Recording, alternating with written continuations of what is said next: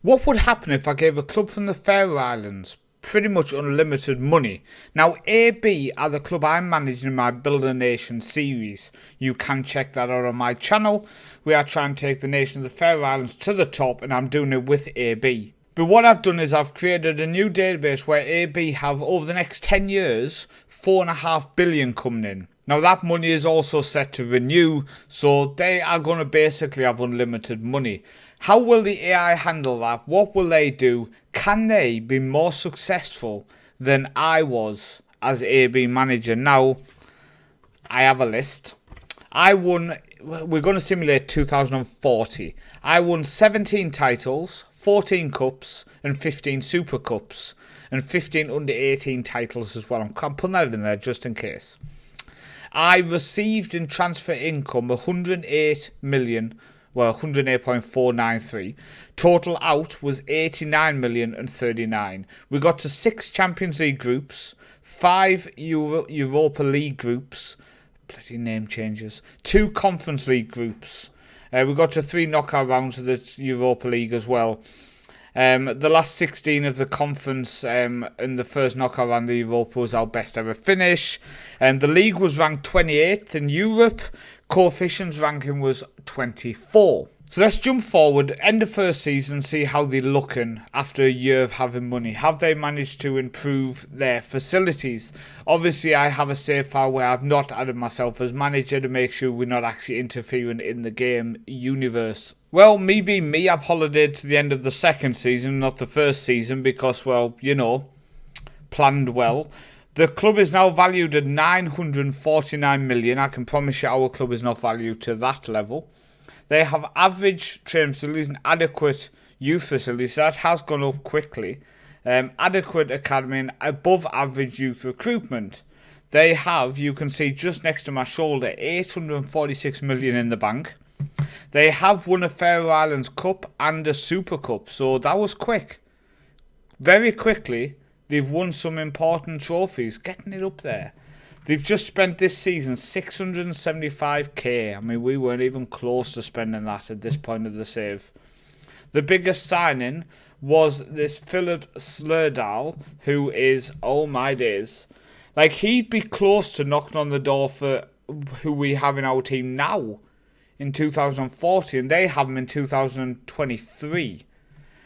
From Randers, Mikael Pedersen. I mean, they are piecing some good players together already. They are piecing some good players together.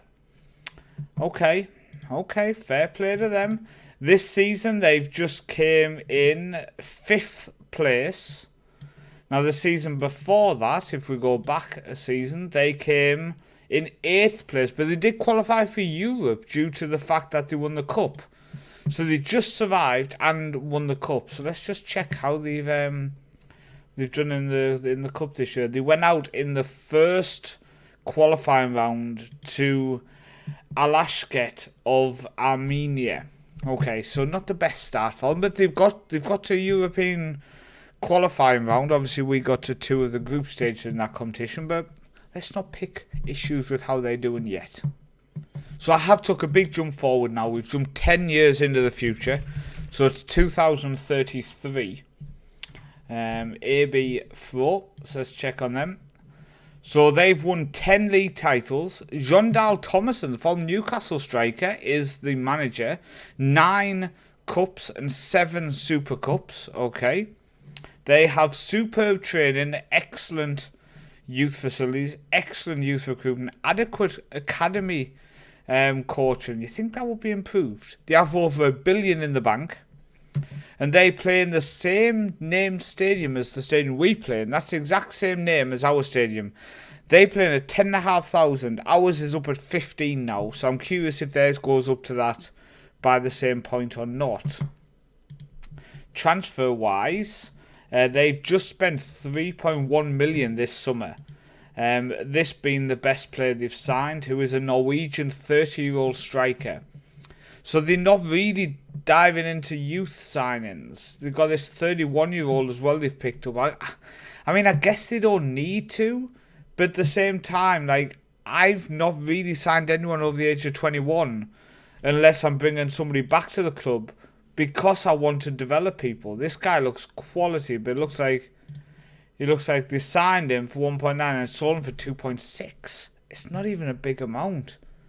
It's not even a big amount. But 6 million spent that season. 2031 they spent 3.4 million here, with the biggest spend being this 1.3 million on Noel Ederland, who is now a free transfer, by the way. He played 55 games as an attack midfielder. He's not bad though, is he? He's a decent player. I don't think they should be letting people go for nothing. 325k, 6 million spent in 2028. Okay, so they are spending money. Let's just out of curiosity. Total transfer spending. It's quite a bit. Total transfer income, it's not even close. I'm curious if they are going to spend more than what we did, which we spent 89 million so far. We've just brought in some big names in our series. 108 million received. I don't think they're going to get close to 108 million received. I mean, yes, they don't need to because of the money they've got, but I'd still like to see them try to step up. Let's jump forward to the end and let's see if money can make them so much more successful than I have been. Okay, so we're are at the end of 2040. I don't want to brag. I'm not one to brag, but 17 league titles. They have won 17 league titles, so they're not better than me. 14 cups. They've only won 13 cups. 15 Super Cups. They've only won 11. My question is, how many under 18? Oh, they've only won 12. We've won 15. Yes! Before we dive into how they've done in Europe, I'm going to just work out with a calculator how much the actual income is, etc., etc. So just give me a second. Okay, I've done my math with the calculator. So income-wise, for players sold, the club has made 26.66 million. They have spent 122,733,000. So a little bit more than me. So now I want to check the league ranking. Has them pumping money in? No. As of the end of 2040, their league ranking is 30th. Ours was 28th. Oh, I'm delighted with that. I'm absolutely delighted with that. Now, coefficient-wise, let's go to Europe. Club coefficient. 27th. When we were 24th, I've actually just dropped back to 27th. And just spoiler for the next season. But it's alright. We're bouncing up and down. Oh, that's insane. So we have actually achieved more with tight purse strings than AB have achieved with all of the money we've pumped in, the billions we've pumped in. Also, they have not got state-of-the-art training facilities, which we have. We have exceptional junior coaching. They only have good. We are playing in a 15,000 capacity stadium. They are playing in a 10. It's just mad. It's mad. The final thing I want to go back through and just have a look is how have they done in Europe. So Champions League here. They are in the Champions League group stage here. And can I see where they are? They are currently 16th. So they're looking decent in the Champions League group stage there. So if we go back to the season before they were in the Champions League group stage, Europa League group stage, Europa League group stage, Europa League group stage. They did make it to the Conference League quarterfinals here. But I'm going back to check stuff, but they've not won it. They've not won anything. The league ranking is lower. The coefficient is lower. They've not won as many Super Cups and as many Cups. They've won the same amount of league titles as me. I would say that pumping that much money into a club in the Faroe Islands has made no difference to how we had to do it with hard work through scouting and bringing through youth, selling them, bringing through more youth, selling them.